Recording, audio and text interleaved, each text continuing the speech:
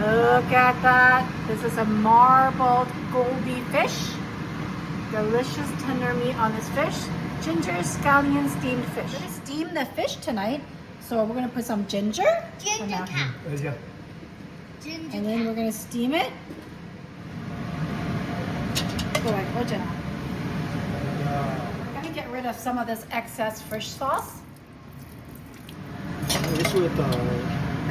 This is the seafood soy sauce that we use to steam fish. Not as salty as our light soy sauce, so perfect for seafood recipes.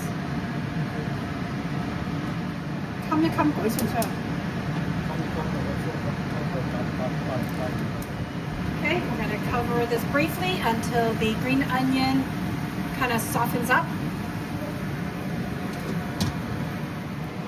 Some olive oil, we're going to heat this up and then drizzle it onto the fish as a finishing touch. All right, here comes the oil. Hot oil, oh yeah. That's going to enhance the flavor of the soy sauce, green onion, and ginger.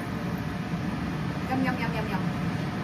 So let's dig into this fish. Oh, look at that meat, it's gorgeous. This is glistening and beautiful. Look at that. Oh my goodness. It's so good.